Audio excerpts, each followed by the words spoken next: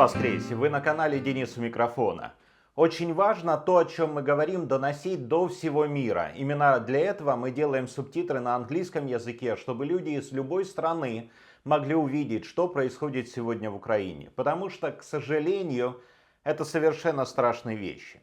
Вчера многие в комментариях справедливо отмечали о задержании Виктории Кахановской, человека, которого многие знают в Украинской Православной Церкви, которая там же в рядах верующих УПЦ отстаивала лавру. И причем это было какое-то страшное, циничное задержание, когда ее в буквальном смысле волокли по земле.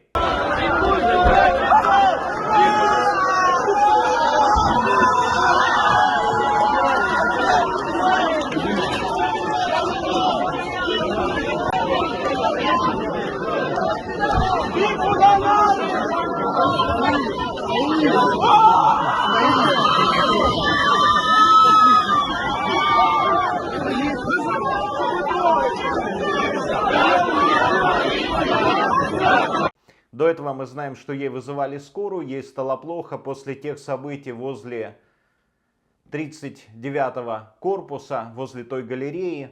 И, в общем-то, сегодня события продолжаются. Насколько я знаю, там намечается суд над ней, еще над одним человеком. Он вчера был на обложке моего видео.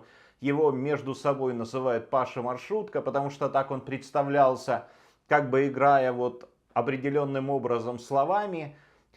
И немного, наверное, в душе посмеиваясь над теми аргументами людей, которые восстают против Украинской Православной Церкви, вменяют им статью хулиганства и противодействия представителям власти. И, в общем-то, с утра сегодня в Лавре очень-очень неспокойно. Мы видели с вами и попытку разминировать Лавру, внезапно какие-то звонки о псевдоминировании, людей с собаками.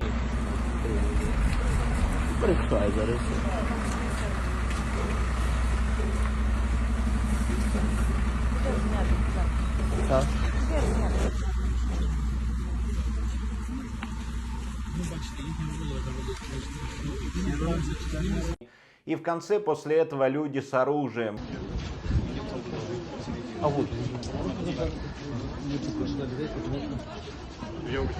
Обмежено доступ, будь ласка. Згідно з статті 36 обмеження на визначену для забезпечення публічної безпеки і порядку. Не потрібно провокувати. Люди из одного из спецподразделений просто зашли в Лавру и физически никого не пускают к 39-му корпусу.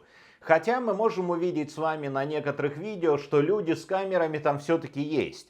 То есть, как у Оруэлла, все равны, но некоторые равнее, чем другие. И, в общем-то, продолжаются задержания верующих Украинской Православной Церкви. Вот что происходит в самом 39-м корпусе. Снимайте! Снимайте все! Снимайте! Не убивайте людей! Не убивайте людей!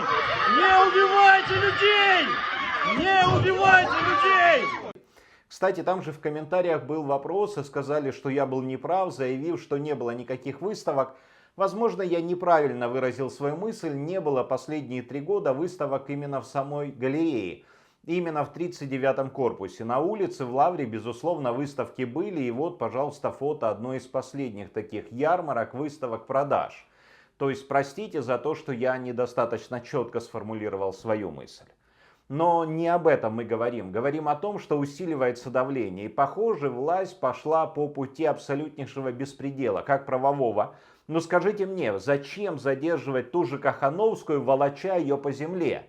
Для чего же вообще не обращать внимания на ее состояние здоровья?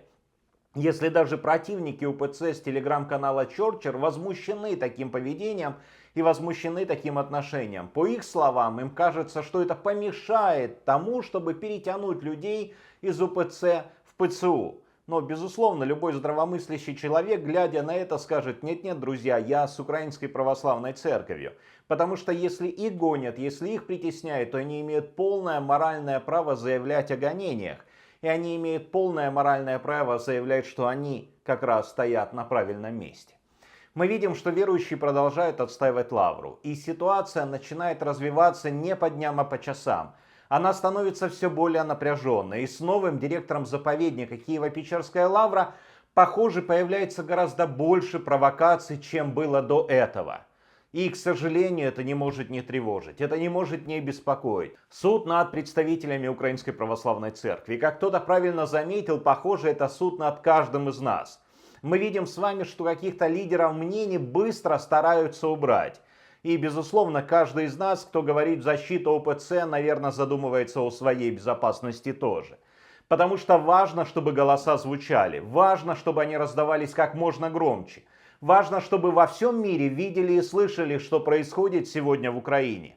Тот совершеннейший геноцид по религиозному признаку, который совершается. И я думаю, что многие из этих видео будут приложены потом в международных судах и правозащитных организациях в защиту многих людей, которые пострадают за свою веру. Я прошу вас присоединиться к сбору в комментариях, чтобы мы могли продолжать наше доброе дело, доносить весть о том, что происходит всему миру. Стоим в вере твердо, защищаем свою церковь, защищаем свои святыни, каждый на том фронте, на котором он может, каждый так, как он может. Мы видим с вами, что ситуация просто-напросто страшная. Но милостью Божией, силой Божией преодолеем это. До скорой встречи.